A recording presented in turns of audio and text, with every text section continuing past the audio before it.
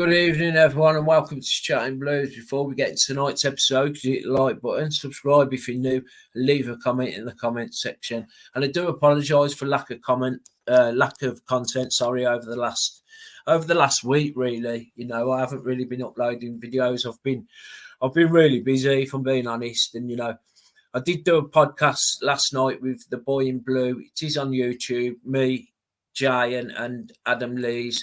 It was done about 8 o'clock last night, just looking at the transfer business and talking about Tony Mowbray, really. So if you've got time, go head over to his channel and watch that. It's an interesting watch. It's only about 20-30 minutes long, and listen, let me know in the comments what you thought of the January transfer window, leave a comment. I'm really pleased with it because, when you look back at the start of January when we'd lost to Leeds, right? We just lost to Leeds. Then we was looking at losing Jay Stansfield to Ipswich, and Leeds were looking at him, and also Jordan James was rumoured to be going for around about £5 million. It was just an absolute nightmare, if you remember, at the beginning of this year. And we've come out of it now at the end of January. And we've signed three signings, Paik Sung-ho, Alex Pritchard, and Andre Dazal, and I think they're three really good signings for a Tony Mowbray system. I can't really comment too much on the South Korean guy because I haven't seen a lot of him. But Alex Pritchard, I think, is an absolute coup for 100,000. I really do. He loves Tony Mowbray. He knows how to play the way Mowbray wants to play, and I think it's just an all-round real good signing. In fact, we'll have a look while we're talking about him. We'll have a look at some of his strengths and weaknesses. So this is by Who Scored, and that they're really into the data and stuff like that. It's a really good website, and also as well, he's very adaptable, so he can play in multiple positions. He can play as a 10 there where McCurser is. He can play deeper, can come and pick the ball up deeper, sort of like in that the two midfielders in front of the back four. And he can play out wide as well. Do you know what I mean? So we've got a player which if we're struggling if we've got injuries on certain positions, that you can cover them. Let me just enlarge this for you lads. So here's the strengths and weaknesses of Alex Pritchard. So his strengths are, this is very strong, holding on to the ball. And I think that's really key.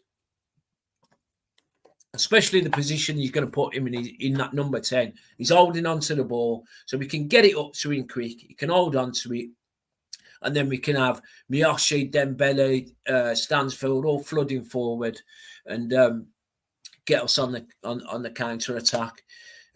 He's strong at key passes, so he's also strong at taking set pieces. So we've got another set piece taker. He's passing, he's spot on. He's crossing. His crossing is good as well, and you can see here he's played right wing before. And his defensive contribution, and this is something Mowbray has mentioned as well. He actually pointed out Dembele about not tracking back, and if you've noticed the last couple of games, Dembele's been doing a lot more defensive work. So Alex Pritchard will know what Tony Mowbray wants of him. Do you know what I mean? Obviously, his weaknesses are his finishing. He doesn't score that many goals. He does get a goal here and there. He's more of an assist merchant, and his aerial duels. Only a small guy, small technical player, just like the manager likes him. Do you know what I mean? He likes Miyoshi, he likes Dembele. So a really good signing, man. And his style of play, he likes to do layoffs, like I said, holds the ball up, lays it off to it would be Dembele, Miyoshi. He takes a shot from distance and gets fouled often. And that might sound minor, but he's drawing fouls, he's taking people on. It's just all good in my eyes, this signing. I'm really pleased about this signing, and likes to play short passes. That's his strengths and weaknesses. Let me just share this one with you. Yeah, so overall we've kept JJ, we've kept Stansfield, we've got 3 new signings in, one absolutely key, Alex Pritchard. You know, I'm really pleased with the transfer window. Like I said, let me know in the comments what you think of the transfer. In fact, rate it out of 10. I'm putting it up at a 7.5. I am, and and the thing was like. I was all, me personally, I was all buzzing about the transfers, and then we hear Tony Mowbray's interview for the game tomorrow against Albion, and bloody Ruddy's out, Do you know what I mean? And now we've got Everidge in goal, which kind of like just took the shine off it for me. I've done a podcast last night, The Boy in Blue, me, Jay, and Adam Lees. That if you haven't watched that. If you've got spare time, like go jump over to The Boy in Blue. We've done a podcast last night. It's only about 20, 30 minutes long. If you've got the time, give that a watch. Give him a follow as well. So West Bromwich Albion tomorrow. I've just had a phone call off one of my best pals, man, and he's not very well. He's got a bit of flu. And so I'm having his ticket off him. So I'll be going the game tomorrow. Really looking forward to it. I missed the Leicester game. I'll slow off the mark getting a ticket. I did go to the Stoke game, but looking forward to it. So West Bromwich Albion, let's have a look at this then. Right, I think they're sitting 5th, yeah. So they're sitting 5th, played 28 games, won 13, drew 6, lost 9. Let's have a look at their own record. So at home, they've played 14, so they're sitting 5th still on their home record. Played 14 at home, won 9, drew 3, lost 2. So they've only lost 2 at home. They look quite strong. Scored 24 goals, conceded 11. So they're not scoring that many at home. But they're also not conceding. Let me have a quick look at... Let's have a look how we're doing away from home, actually. So where are we? So we're down in 21st. We've played 14. We've won 3 away. Drew 2. And we've lost 9, scoring only 14 goals and 27 against. Yeah, it's good. Listen, it's going to be a tough game, man. Albion, let's have a look how they've been getting on.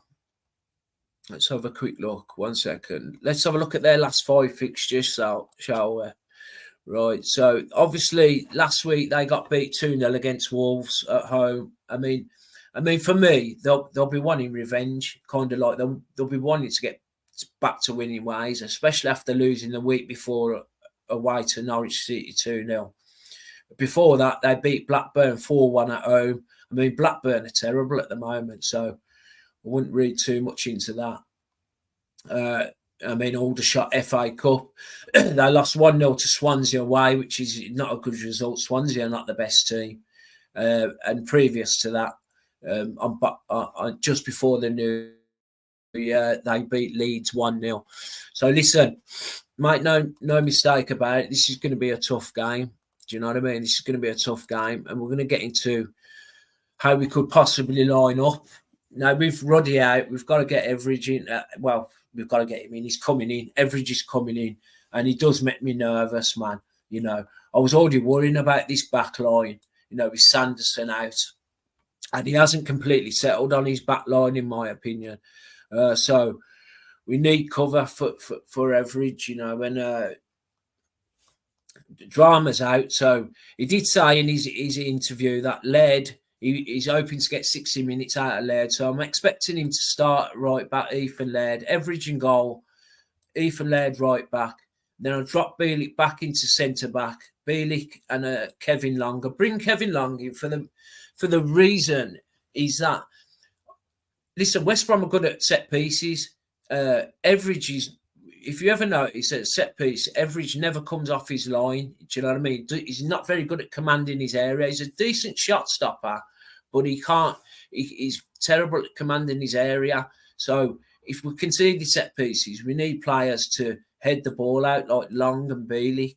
I think that's going to be key for us to get a result out of it tomorrow. Lee Buchanan left back, standard. And then you got your two in midfield. So I was really torn. Jordan James is a given, box to box. picking the ball up off the central defenders, driving forward and getting it to our front four. And then I was really torn with this one because Bakuna's out anyway, isn't he? Of Dazal and Sunjic. And I haven't seen a lot of Dazal. I've seen him at Stoke. And when he come on, he looked good. He putting up an absolute almighty tackle on one of them Stoke players, took him clean out the game. Got the ball as well. But I'm sort of swaying to Sunjic because of I just think this back four need defending, especially with Everidge in goal. So I'd let Sunjic do the dirty work and let James. And James, he's improving game by game. You can tell he's filling out as well. He's going to be some player, Jordan James. I'm telling you, if they're saying like 10, 11, 12 million he's worth now, I guarantee by the end of this season it'll be worth 20 million. I think that's why we've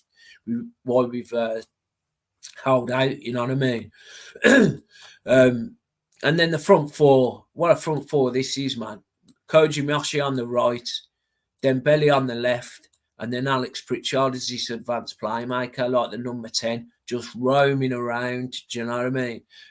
He loves coming deep as well. So, he can come deep, pick the ball off James, then spray it out wide to Miyoshi or Dembele. I'm really looking forward to watching Pritchard. I genuinely am. I think he's going to be key to how we evolve now under Tony Mowbray, and I think that's what, like I said, it's one of the reasons why he's brought him in.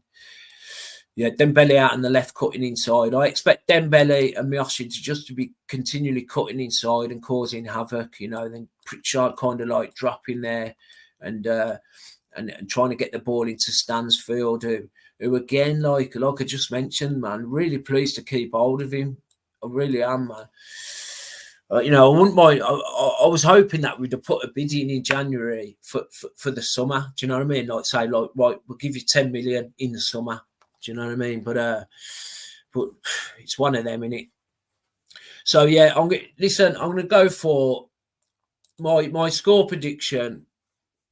I'm gonna go for West Brom 2, Blues 2, and the reason for that is because I can see us conceding a couple of goals with Everidge in goal and kind of like a back four. What's not pretty, it's not settled yet, and it's we're still in the makings of a Tony Mowbray team. So I'm going to go for West Brom 2, Blues 2.